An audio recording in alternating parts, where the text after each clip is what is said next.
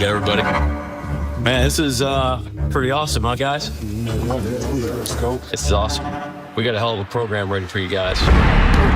One of the things I want you guys to feel going through this program is that we have a vision for you and this football team. Here we go, fastball! But today, all right, I'm going to take you here now, so stay with me. I want us to just take a minute here and fast forward to January NFC Championship. It's 30-something degrees. All right, it's wet, it's windy. All right, it's shitty for them, okay, but it's just right for us. We're loose, we're focused, all right, we're confident.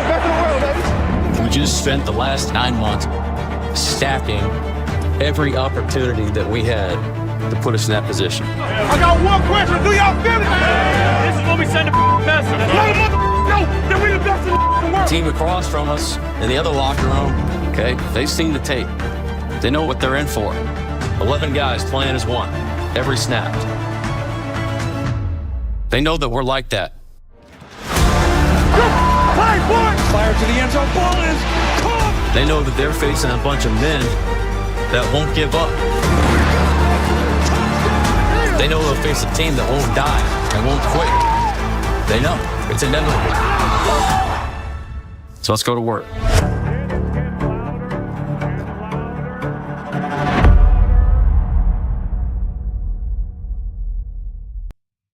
All right. What do you think about that? Isn't that video great, guys?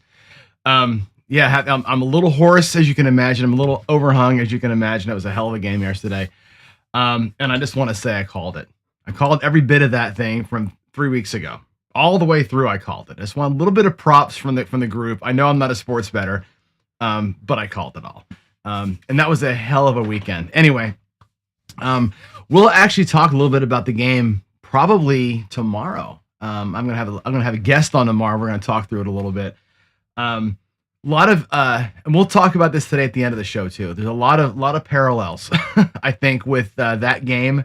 My thoughts on that game and my thoughts on how the world is going right now. It all kind of, you'll see, I'll make it all make sense. But there's a lot of interesting shit going on in the world politically that I think kind of tracks with this team in this game and all of it. So anyway, I'll just say it like this. When you come out and they know what you're going to do, and in football, both sides of the ball, they knew everything. The Patriots knew the entire game plan, and they still couldn't stop it. And they knew almost play to play what was coming, and still couldn't stop it. That's absolute dominance, and it was fun to watch. Probably a boring game for everybody but the Seattle fans, because it was a boring game. That's how defensive games are. Anyway, let's go right into it, because I have a really important meeting today that I can't be late for. So I want to get to the show here. And again, we'll talk more live tomorrow about the game. I'm just going to bask in the glow today. But yeah, we're doing God, we're almost done with this thing, right? This Gambling 101 or the Gambling ABC series. We're almost done with it. I can't believe it. Goofy little idea we had a while back to do this thing, and we're motoring through. We're going to be on letter U today, if you can believe that. And I think that more than ever, right, we should remember, like, always, like, why do I spend so much time doing this stuff, right?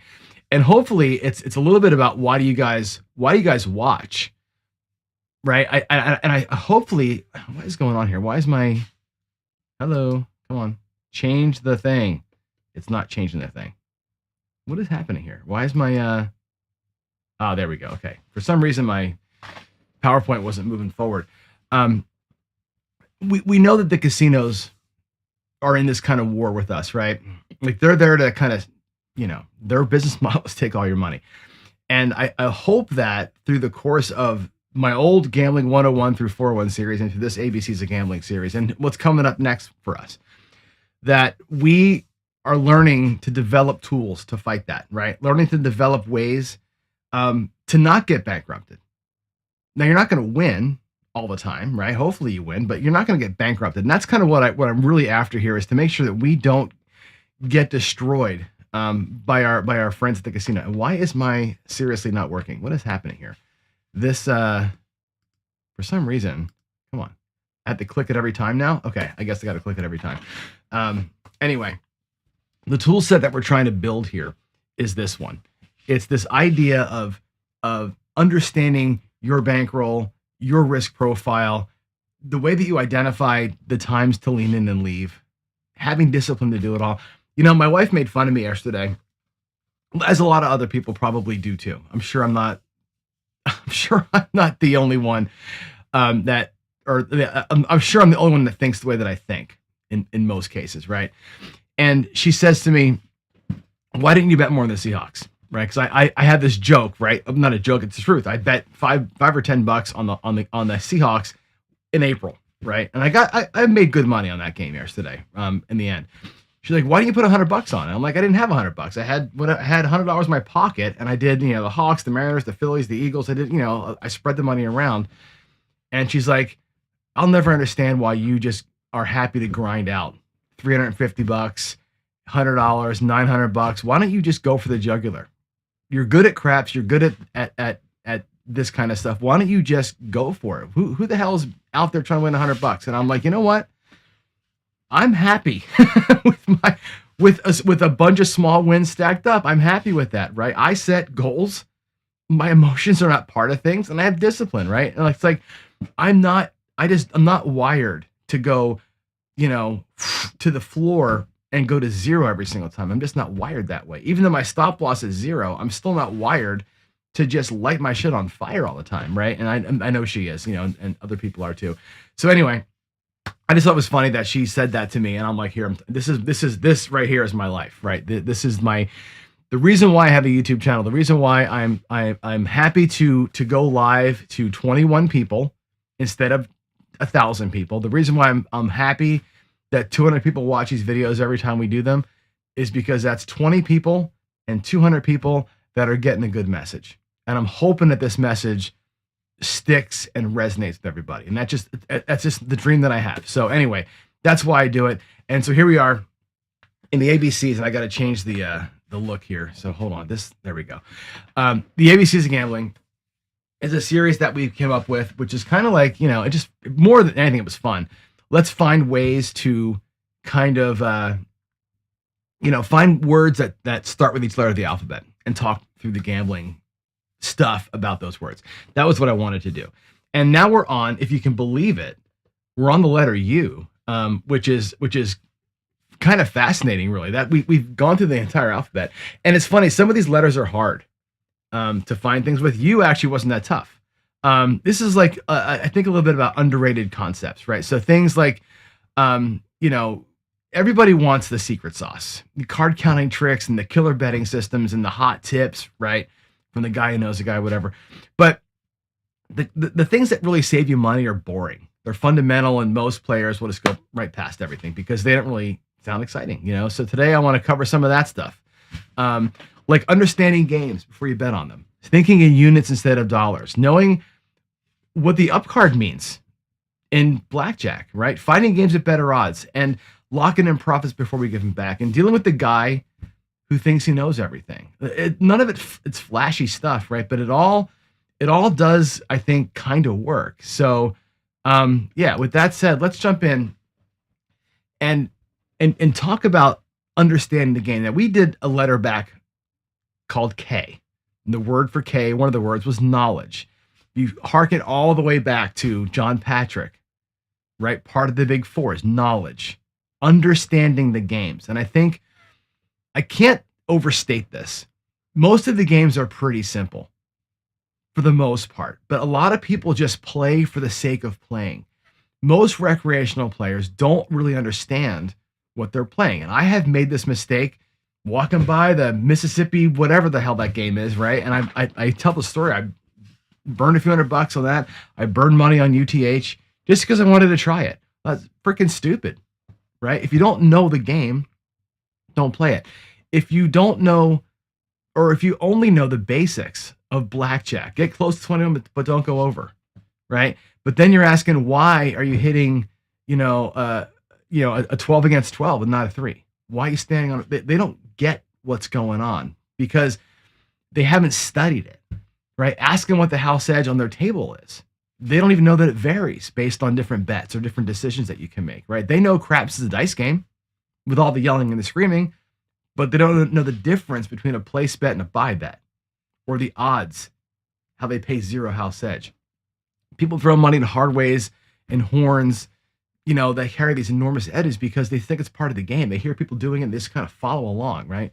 Partially understanding something, very expensive.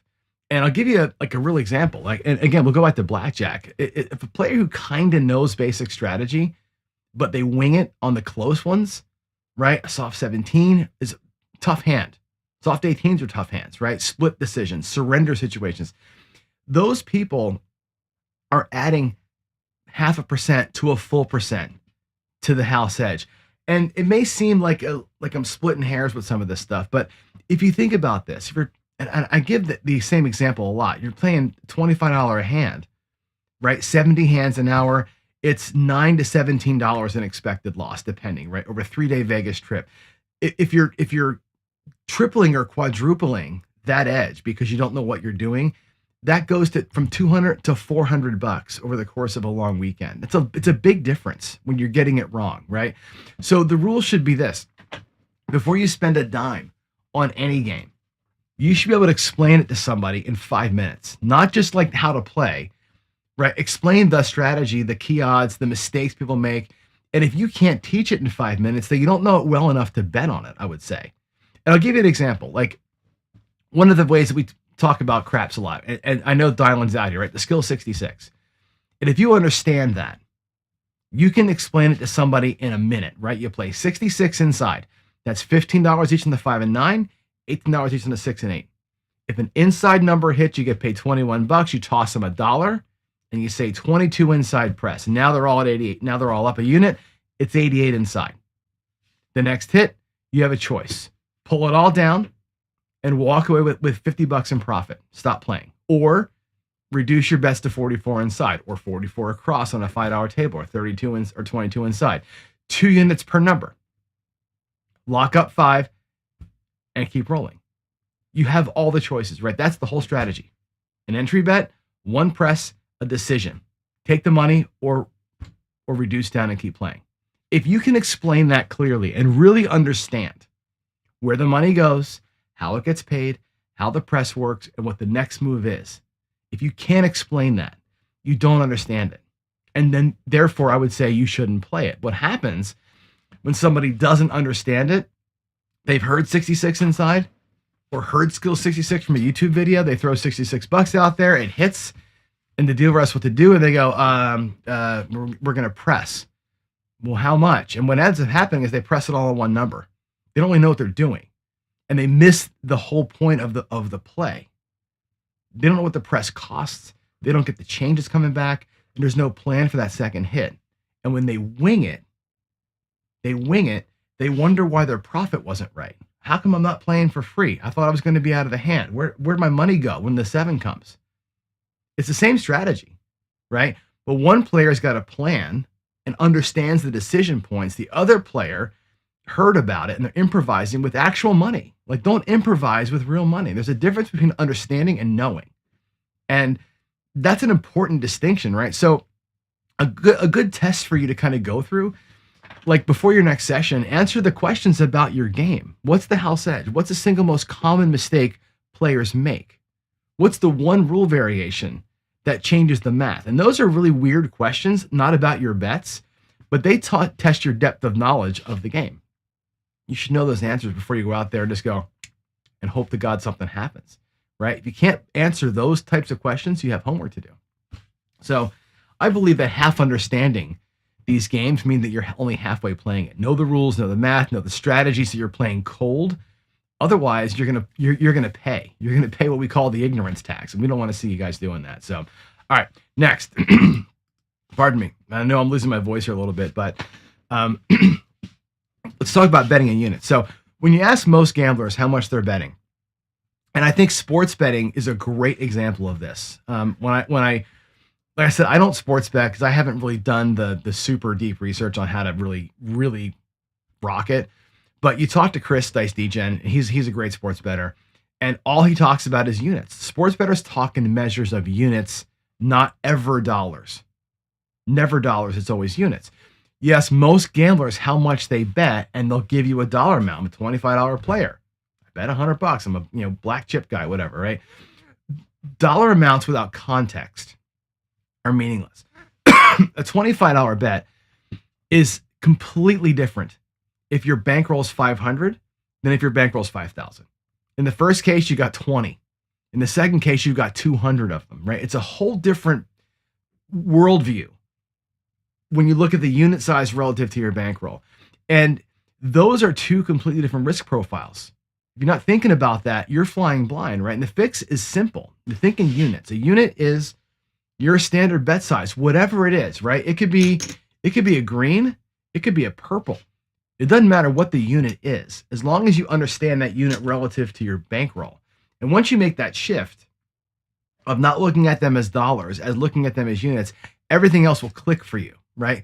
So set it up beforehand, right? Take your session buy-in, divide by the number of betting units that you want. Most players, I think, get 20 to 40 units per session, something like that, right? You buy them for 500, you want 25 cracks at it, right? Your runway is 25, then your unit size is 20, okay? And you may think, I just lost $60. But in reality, what you should be thinking is I lost 3 units. And that's not semantics. It just changes how you feel about the swing that you're in, right? Because feelings drive bad choices. And if you start focusing on the dollars and not the units that you're actually putting at risk, it changes everything. For your total bankroll, meaning all the money that you set aside for gambling, your unit should be about half or 1% of the number. I think Jacob from Wager Me This says this a lot too. He wants your unit to be 100 times table max, right? Or you want 100, reverse that. Whatever table minimum is, you want 100 units of that size. That's a good starting point. $5 table, right? You think about 100 $5 chips. That's where he wants you. And it makes sense because it gives you more runway and you can disconnect again, right? So if you're going to play, $15 craps on Thursday and $25 blackjack on Friday night in Vegas, right? Without units, those sessions are hard to compare, right? If your unit in a $25 crap session, then it becomes 0.6, right, of the blackjack. It's like a little more than half, right? So if you think about a green chip being a unit, your craps at $15, right? Your unit's not, those bets are not quite a full unit. They're a little bit less than that. And then when you track your wins and losses at the end of that, you can look at how you did relative, right? In craps, I lost 11 units. In blackjack, I won 15. And now you know where you are.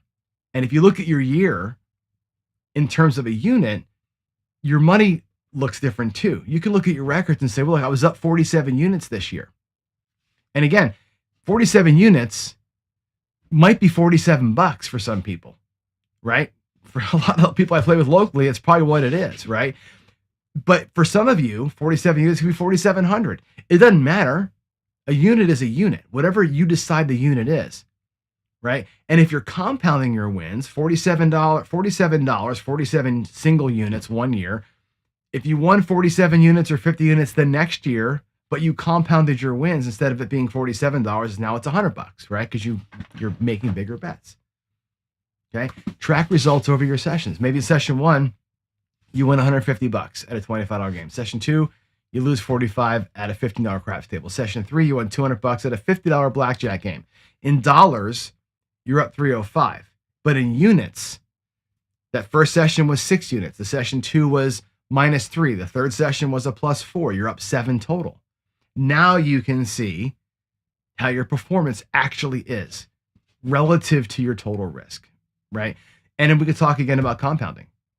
When your bankroll changes, the unit changes. If you started the year with 10 grand and your unit was 100, let's just say, well, now you might be at 12,000. Well, guess what? Your unit goes up. Now your unit is 120 or maybe better 125. You follow?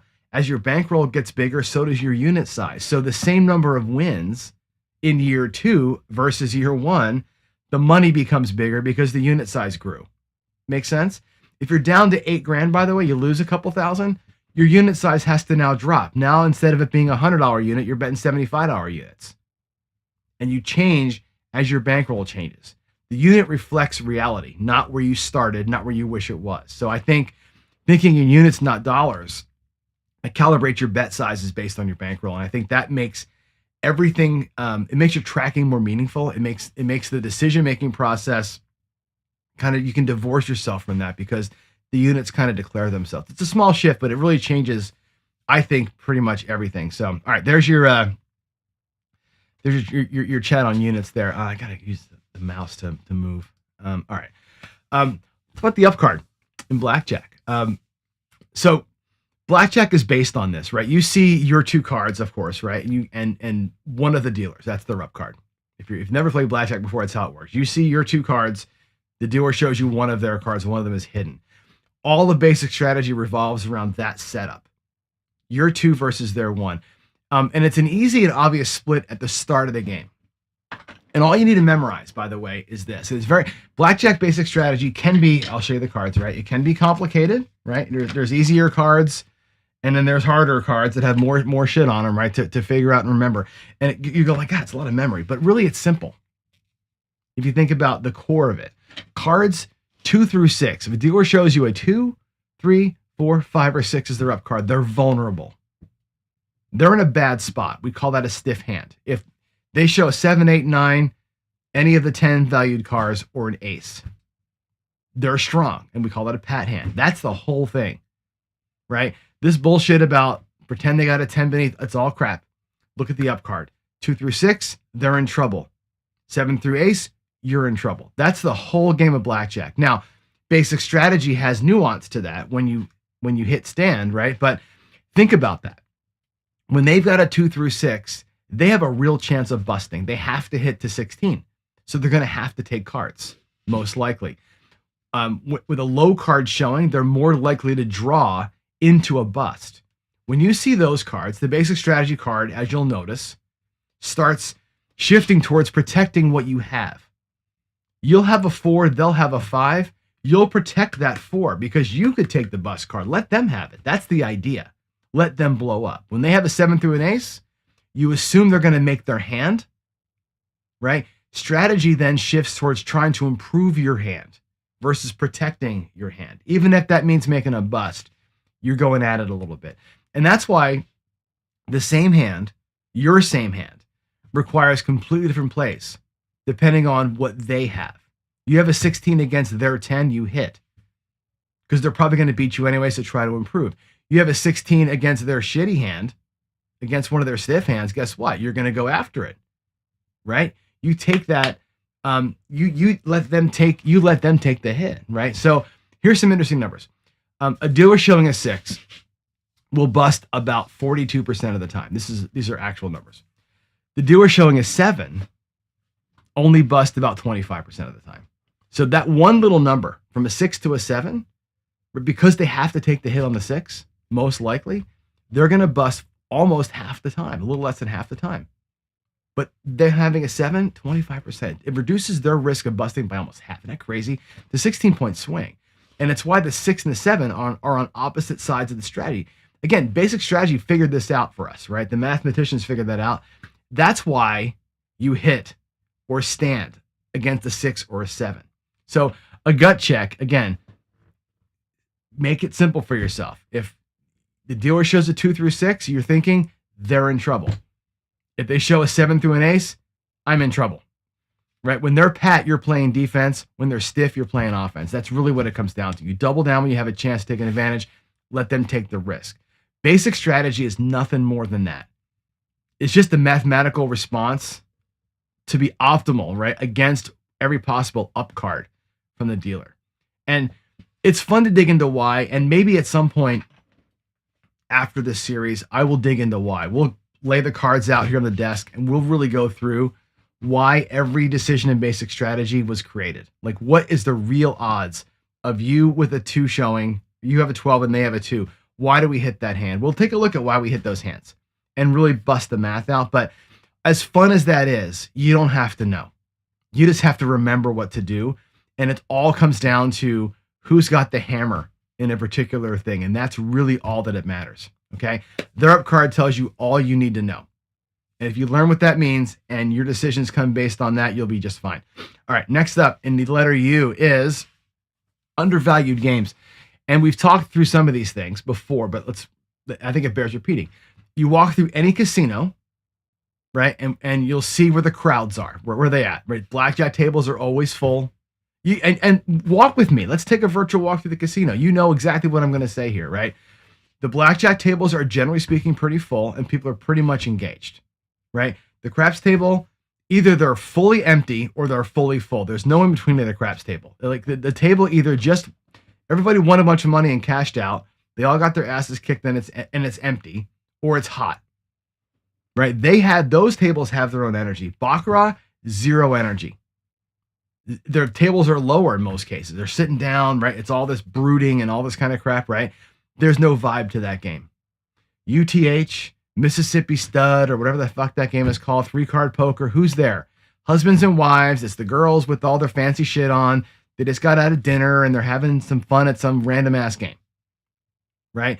You know the vibe, but do you know the undervalued games? And I think this is important for, as a gambler, things you can actually go and attack for different reasons, right? One, video poker, right? Pie gal tables, baccarat, are exploitable games, right? Popular, by the way, doesn't mean profitable for you, right? Just because the craps table is packed and fun doesn't mean you're going to make money at it. Just because blackjack has an energy to it doesn't mean you're going to make money at it. You got to look at the numbers a little bit. Video poker, specifically the good ones, the 9-6 jacks or better games, right? They have a return to player of 99.5% when you play it right. Virtually a tie the entire time through. You're kind of playing the tie, waiting for a hit, right? That's what my wife does. My wife seeks these things out. She finds those 96 games and she plays them for hours because she knows she's probably going to tie over the long course of time. Now, she may hit a shit streak and lose money, but she's looking for that long-term 6-7 hour grind of a tie. And then bang, here comes the 4 deuces or the 5 deuces or the whatever it is. And she wins $3,000. That's how she plays video poker. She finds those machines, super low house edge, plays to a tie and hammers the win and then gets the hell out of there with big money. That's why she's a big money, not big money player, but she's a big winner because she just waits for it to happen. She plays for the big win. That's an exploitable game. It's an undervalued game. You look at video poker games, there's nobody playing them. Everybody's playing Dragon and Wheel of Fortune and the Buffalo and all this other bullshit that are horrible games. The best game in the house, the best video game in the house is oftentimes right there. Stained up screen, scratched up. Some of them still have coin slots. They're so old, those machines. They're the best games, right? Think about Baccarat, right? Super low house edge, about 1%. And you don't have to think about it compared to blackjack, right? Where blackjack, if you don't know how to play blackjack right, you're giving up 2.5%, 3% sometimes, right? Undervalued game. Baccarat, you need no skill. You can literally bet whatever side you want to. You don't have to touch anything. You don't make any decisions. It's easy and it's slow. It's a slow game. You're not going to be there for 100 hands an hour, right? So if you're looking to last a little while, Baccarat's a game undervalued, I think, by a lot of people. It's an intimidating game for no reason. Pie gal. I know Ian, my friend, loves some pie gal. Small house edge, about 1.5%, right? But the pie gal advantage is this. You tie almost all the time, right? That game you tie about almost half the time where nobody wins or loses. Which means your effective, like your hourly loss in that game is super low compared to and it's a slow game also, compared to a fast game with the same house edge. Think about that. Pie gal's house edge is about the same as blackjack's house edge if you're kind of a middling player, but pie gal, half the hands per hour. You want to sit there and have a good old time and drink and have a good conversation with your table mates or your family. Pie gal, that's where it's at. That's a great game. Nice and slow, right? More entertainment, more time at the table, less exposure overall, right? So if your goal is to stretch your bankroll out and maybe enjoy a little bit of Saturday, pie gal might not be the worst game for you. It might be the smartest game you can play. And the point for this is all these games aren't all right for everybody, right? Craps is more exciting than Baccarat. Blackjack feels more engaging than video poker. That's fine. Entertainment value does matter, but game selection should be something you think about, right? It should be an informed decision based on math and fit for you, not just what the crowd is. And at a minimum, know what you're giving up by choosing this game versus that game, right? The popular games don't always have the greatest odds. You got to look past the crowds and find the undervalued games. I know people say that UTH is one of these undervalued games. I have not seen it. I every time I played that game, I've just donated my entire bankroll. That game to me is very streaky, and since I don't know it well enough, I'm having a tough time talking about it intelligently. That's why I don't put it on the list.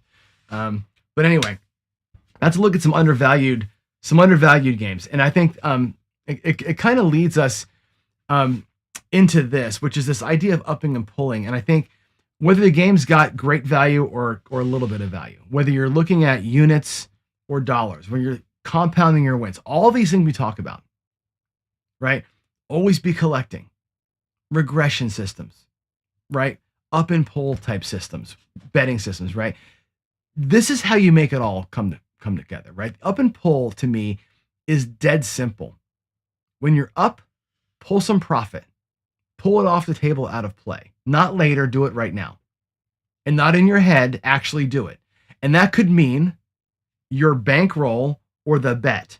Okay. If you have $100 bet and you win, pull that $100 back and a little bit off of your stack. Lock in a little bit of extra profit. Get your money back plus a profit. Then your next hit at $75, make it look like 100 and pull back 50. The next one, make it look like 125, pull back 100. Up and pull. Lock profit as you go. That's how you can get in money into your pocket. It's not tough, right? You decide on some kind of a trigger before you sit down, whatever that looks like. Every time I'm up 100, I'm pulling 50. Every time I'm up a unit, I'm pulling an extra unit. Whatever that means to you, whether it's on a per bet situation or your bankroll, right? You buy in for 300. You run it to 4. That's $100 in profit. Dr. S will tell you, what do you do next? You put $50 in your pocket and you play with the 350. Out of sight, out of mind. You run the 350 up to 450, another 50 goes away. Now you have $100 in your pocket, no matter what happens, right? And as you keep going, you're changing from I lost it all to I'm walking out with 100. Up and pull. You go up, you pull. You go up, you pull. I like the idea of out of sight, out of mind on that. But the key is, and I can't stress it enough, is putting it away. You got to make it physical. You can't just go and take your chips and go from here to here on the table because you can still see them, right? If you're going to do it like that, hide them from yourself. I'll do it on the table too, but I will literally have money in the back of my where I'm sitting on a blackjack table or a baccarat table that I just never touch, and on roulette as well, right? A separate rack of chips I don't touch. You know how I do my stuffing craps. I use part of the rail for that, right? It's let me say this right. The mental game that you play of these chips are out of play. These chips are what we call locked up while you're playing. It's a critical piece. And the more you play, the more you win, and you keep adding to that stack, you'll be shocked at how many times you leave with money. Okay? Whatever works for you, your pocket, a stack, it's got to be a real separation. You can't just have, 3 stacks of 20 chips and go, well, a couple of those are for later. You can't, you have to actually separate. Okay? Without a system like this, what happens every time is you're up $400, you feel great, you keep playing, an hour later you're up 200, and then you're even, and you're like, what the hell happened to my money? Right? What happened? I had $400. What happened? Because you never actually locked it. You never moved it out of your way. You never put it aside. You never made it illegal for yourself to touch it. You got to put rules around that stuff. I think it's an important thing, right? So a simple system is a 50-50 system, right? Every time your stack grows by 20% above your buy-in, pull half of it out. Or pick a number.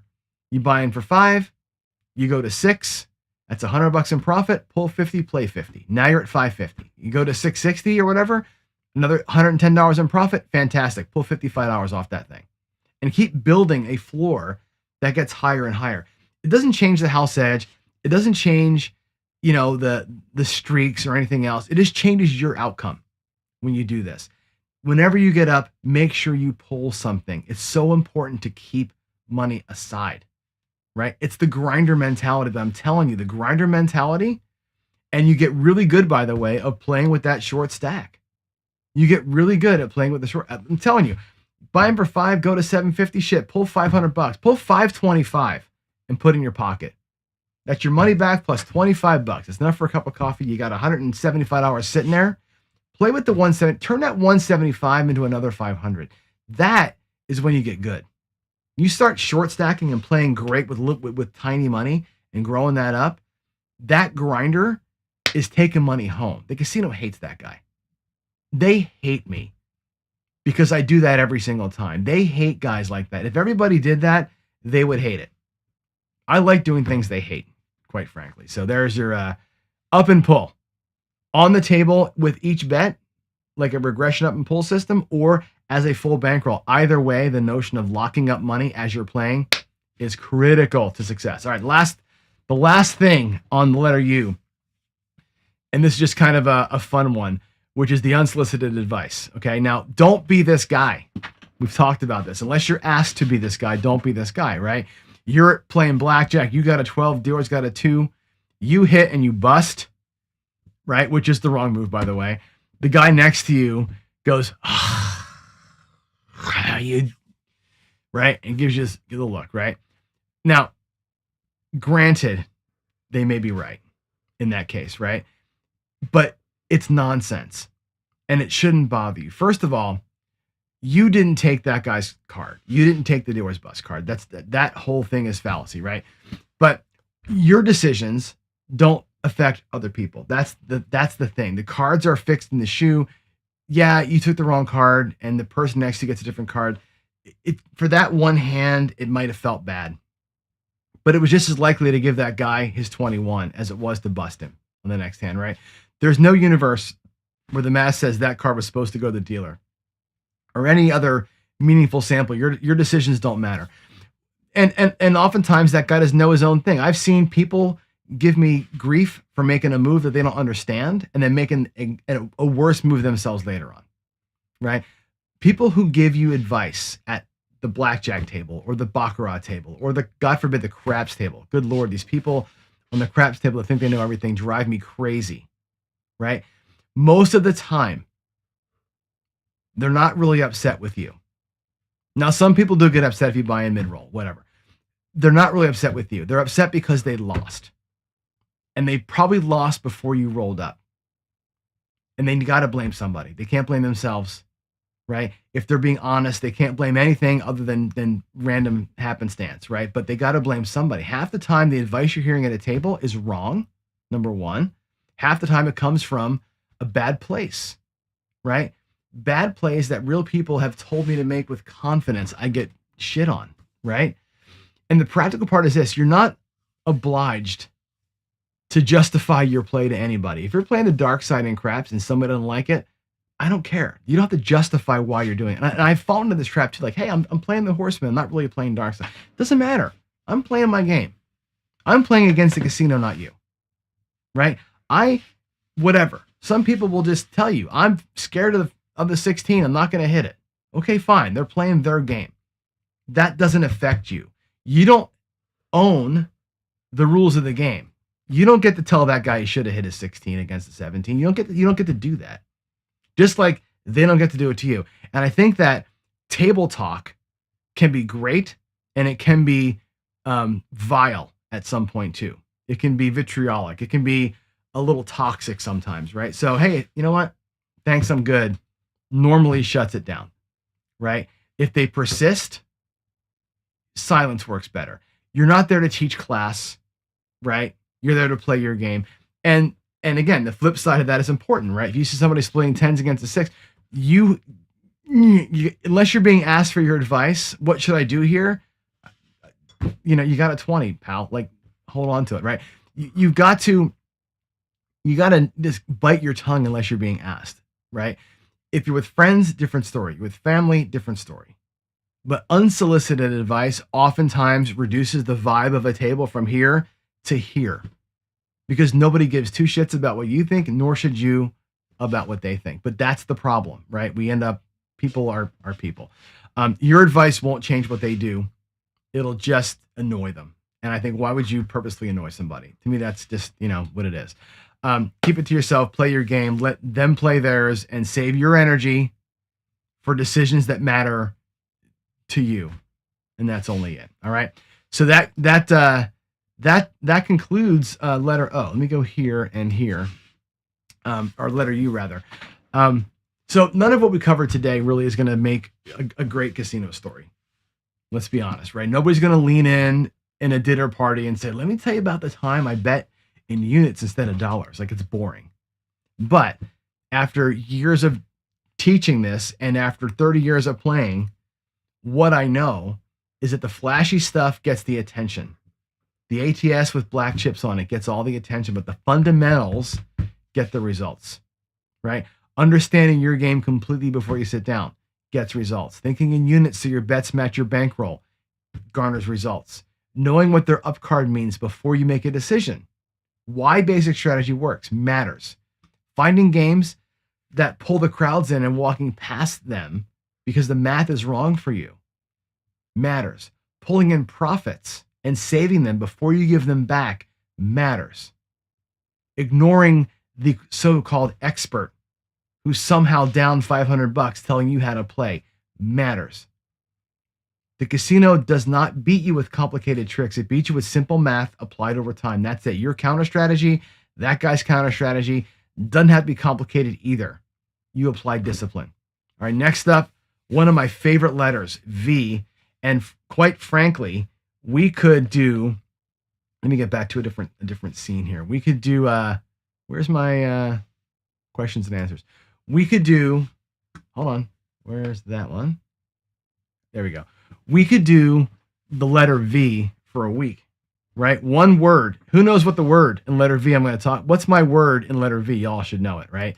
It is this. It's variance, right? Variance. That's it, right? You should have been for unicorn. Yeah. There is no such thing as a unicorn. I really should have said unicorn skill, just to be funny. But yeah, there's no unicorn. That's the thing. If all the things we've talked about, through all the series and everything I've ever done, there is no unicorn. There is no way to beat these games, right? Everything has a problem, right? Your unicorn crab strategy has got a massive hole in it. It just does, right? The horseman, massive hole in it.